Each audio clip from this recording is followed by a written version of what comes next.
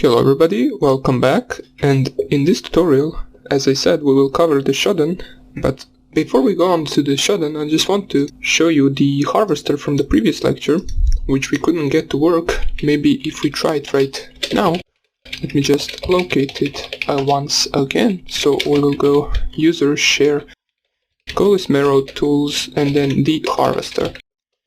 Now I won't cover right now how to use harvester, since we did that in the previous tutorial, but I will just try to run it once again so we can see if it will work now. Now let me just type here the harvester, and as a domain we will use the same website we tried on in the previous video, which is this one.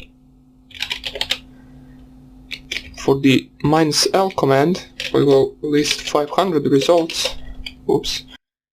And for the -b command we want to search over the Google engine. So if we just enter right here, we will just wait a few seconds until it searches Google, and we will see if right now we get some of the results that we couldn't get in the previous video. And as we can see, it will finish soon. It processed 400 results, and here we go. As you can see, the same website that in the previous lecture didn't work right now gave us some of the information. For example, we found a bunch of email addresses that belong to that domain, as you can see right here. We also found some of the hosts with their IP addresses that also belong to that domain. You can see portal, all-inclusive, and we found some of the email addresses that, if this was a company that we were testing, we could use in order to process with our attacks. For example, we could send malware to all of these email addresses and hope that some of them will open it. But I just wanted to show you that it works sometimes, so let's just proceed on to the Shodan, which is a website. So just open up your Firefox.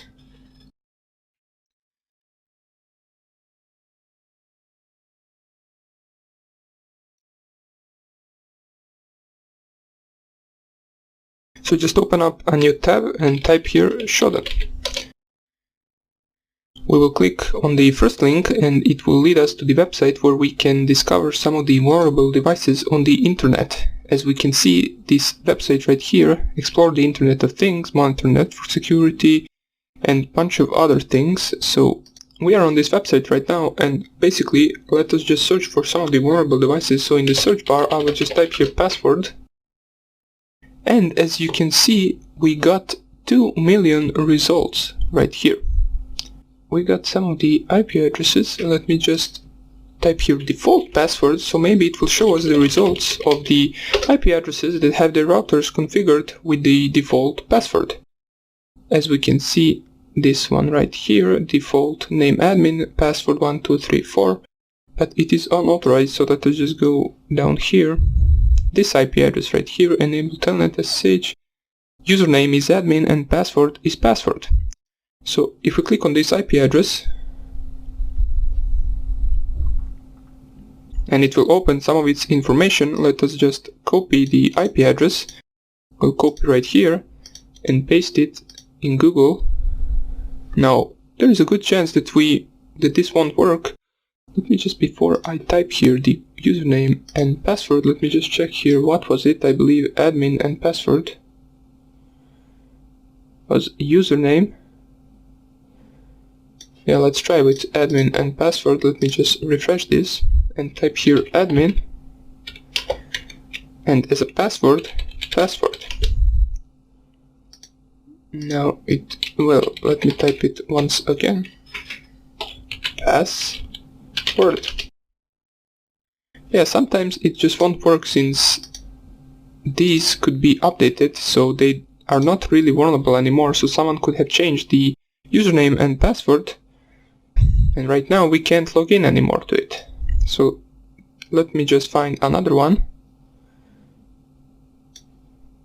As we can see, this one, username Cisco with the password Cisco. The default username, let us just click on this one for now.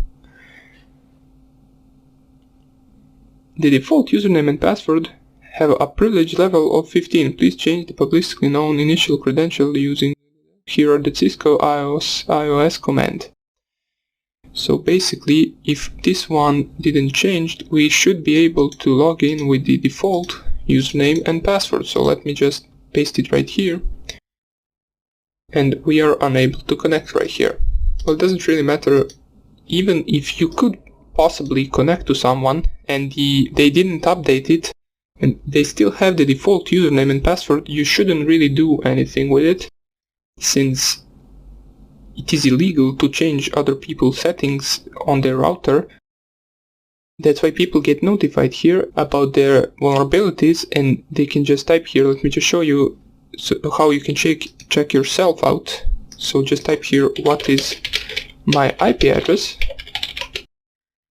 Basically just copy your public IP address right here, as it says, your public IP address, and paste it in the search bar, and if it finds something, basically it means that your device or your router is vulnerable to something. In my case it didn't find anything, since it is not really vulnerable, but in your case it might find something. Before we finish this tutorial, I just want to show you, for example, if you found out that your own IP address is stored on Shodan, that means that it has some kind of vulnerability. So in order for you to change that, for example, if it has a default password and username vulnerability, you will need to update your username and password in the router. So in order to find out what your router IP address is, you can just type here netstat -r, and the IP address that is located below the gateway is the router's IP address. So you can just copy it and go onto the Firefox. Let's open a new tab. And right here you paste the IP address and it will ask you for your username and password. So you just type here your username and password, whatever it is. If you do not know, basically just search the name of your router on the internet and it will show you the default username and password that you get in the configuration of the router. So if you didn't change it, the username and the password will be the same. So you can find the default username and password for any router on the internet. We do not want to save the username and password, so now we wait for it to log in. Let me just show you. For example, you can just type here on Google default router passwords, and you can just go to any website basically and just search your model of your router and find out what their default IP address is and also what their default password is. Now most likely it will be something like admin or admin password, but it could also be something else. Now this is the site I didn't visit before, so let me just check out, is there anything available here? So here you can basically just paste the name of your router and it will, let me just try with this one. So for example, let's say this was your router and you find out what the name of your router is, you just paste it right here and it will find the router you're searching for. It will also give you its IP address by default and the default username and password for that router. So once you find that out, you can just paste the IP address right here and it will log in. Now for me it is for some reason loading for too long. Let me just type here once again and here we are logged in. Now it didn't ask me for a username and password because I typed it 2 minutes ago. So now we are in my router. Here you can have a bunch of the informations. Now depending on your router, different settings will be on different places. It won't be the same as mine router. My router is an old one, so it will probably not look even nearly the same as mine does. So you just want to play with the settings a little bit and click on a bunch of things until you find the username and password changing section, where basically you can change your default password into any password you want.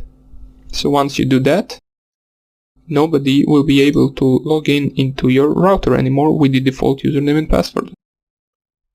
It is really important for you to do that, because if someone logs in, it can change any of the settings for the router. It can change the, for example, port forwarding, it can change your wireless password, basically it can change anything. So it is a pretty vulnerable device and you want to change that.